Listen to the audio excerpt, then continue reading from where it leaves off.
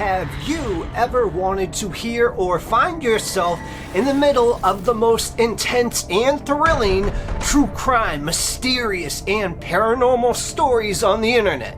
Well, if you have, then you're in the right spot. Welcome to Mystery Files.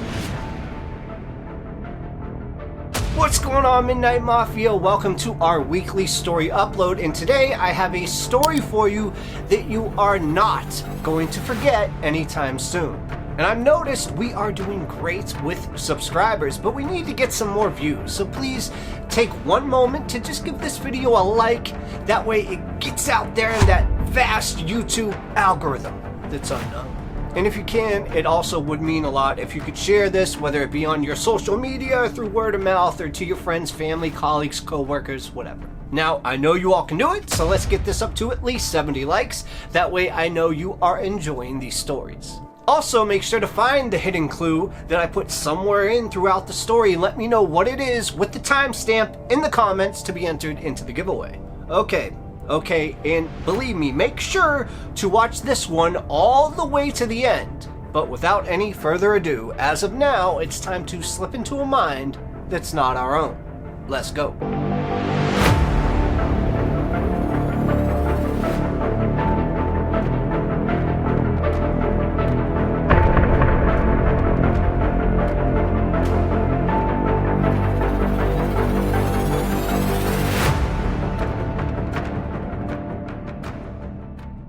Gary Hurt was a 17-year-old honor student who claimed to have a horrifying secret. But the secret wasn't really a secret since he told every single person that he met exactly what he did. But of course, nobody took him seriously. No one, that is, until Olivia Toma came into the picture. Toma was not one of Hurt's usual crowd of hanger-ons. She was a beautiful and accomplished 19-year-old student at the University of Wisconsin at Green Bay. And Hurt met her at the Waupaca County Fair in August 2003, where she had just won the beauty pageant. And he immediately set out to impress, appointing himself her unofficial bodyguard for the day.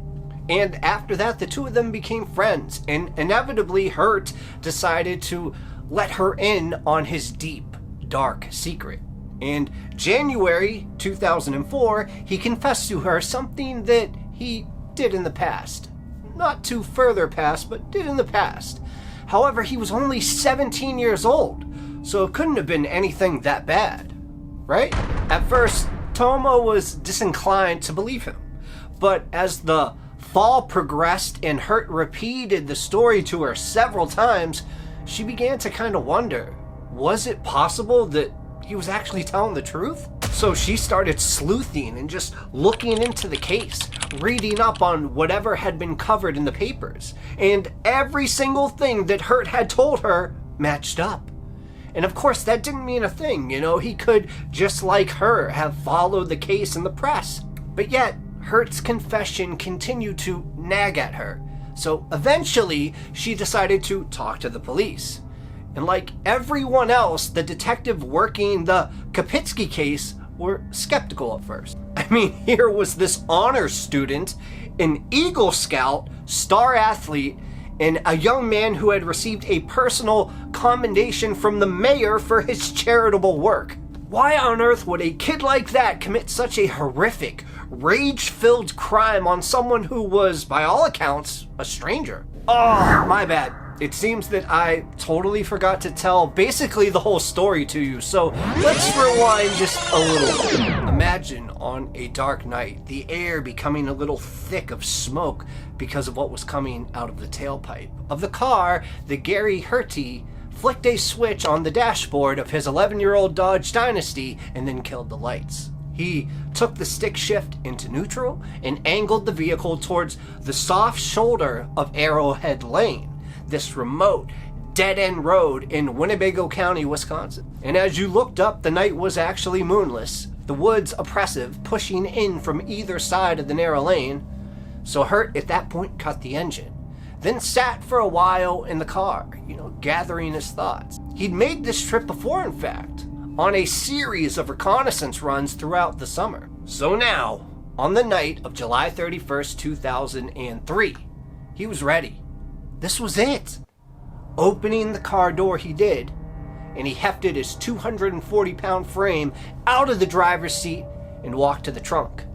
There, he popped the trunk, and he fetched a 12-gauge shotgun, and he checked the breech and made sure it was loaded. And with the shotgun in his hand, he ran the palm of his free hand over the 8-inch buck knife he had strapped to his waist. But he didn't think that he'd have to need that, but you never know.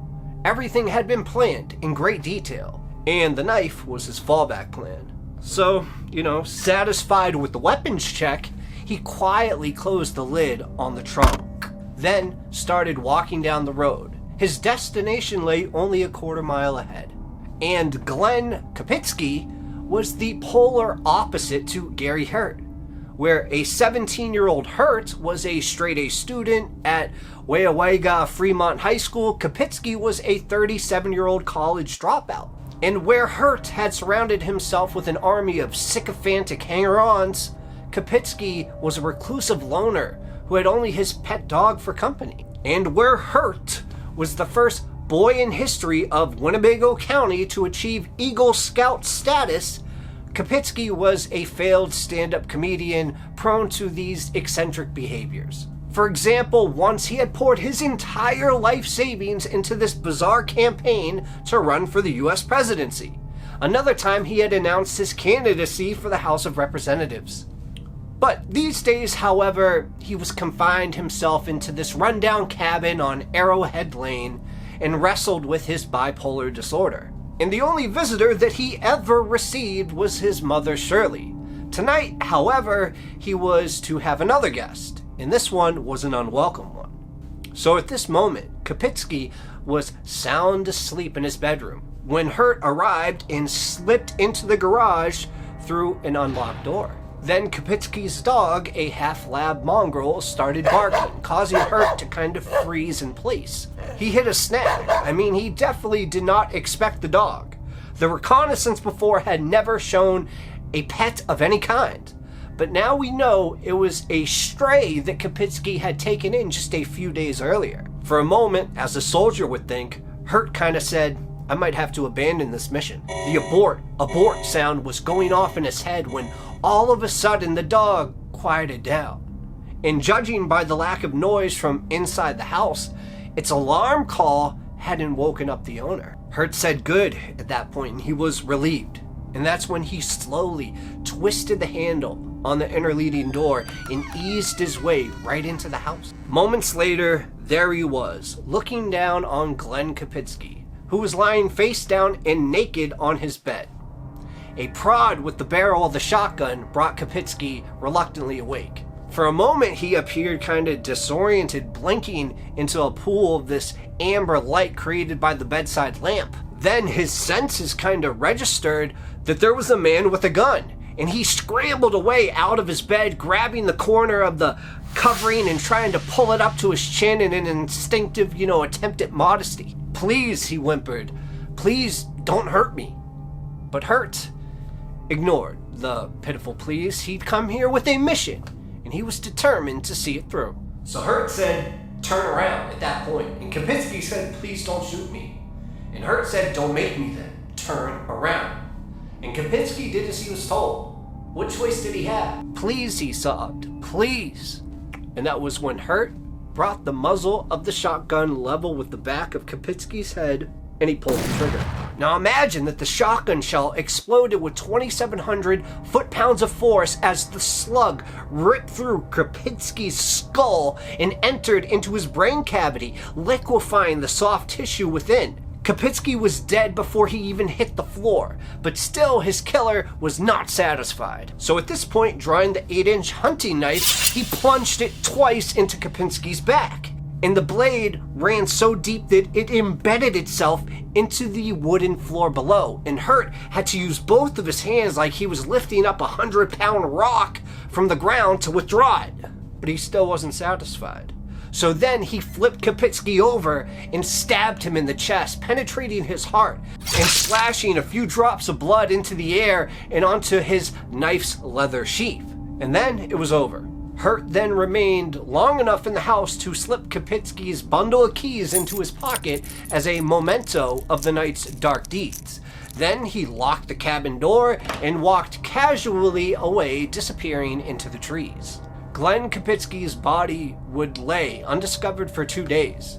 Then, unfortunately, his mother, Shirley, became concerned that he wasn't answering his phone and decided to drive over. Just imagine being a mother and calling your son and not getting an answer for 2 days and becoming increasingly concerned, and then when you finally go to visit him to make sure he's okay, this happens. Clearly, she walked in on a truly horrific scene. Kapitsky may only have been dead for a couple of days, but the 85-degree-plus temperature had taken its toll. The body was so badly decomposed that the authorities at first thought that he had died of natural causes. Yet, it was only when a pathologist noticed liquefied brain tissue seeping from a quarter-sized head wound that the real cause of death was determined. And then a closer examination uncovered the 3 stab wounds inflicted after the victim was already dead. But who would have wanted to kill Glenn Kapitsky? This man was a harmless recluse with no friends, no known enemies, and certainly nothing worth stealing. And the sheer brutality of this crime suggested a deep-felt rage. But looking into Kapitsky's background produced no one who might have harbored such extreme feelings against him. Neither did the physical search of the murder scene turn up anything that qualified as evidence.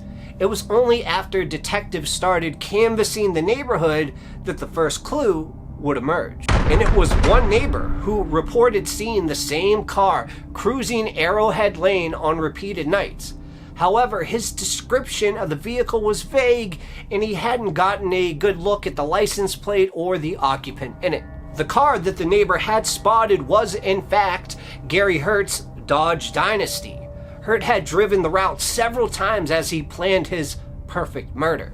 He had even on occasion taken his friend Eric Wenzelow with him, although he kept Wenzelow in the dark as to his intentions. In the aftermath of the murder, though Hurt was a lot less discreet, he'd pulled off the perfect crime and outsmarted the police. And for some reason, maybe pride or ego, he wanted the world to know about it. So, by the time that the school year got underway, virtually everyone at Weyauwega-Freemont High School had heard Hurt's story about how he had shot and stabbed Glenn Kapitsky. He even incorporated his boasts into his athletic regime. Getting himself psyched up before Friday night football games, Hurt would rumble menacingly, "I killed someone. That's right, I killed someone." But as Toma told her story to the police, they began to realize that she actually knew details of the crime that had not been reported in the media. I mean, how is it possible that she could have known these things unless she had heard it from the killer himself?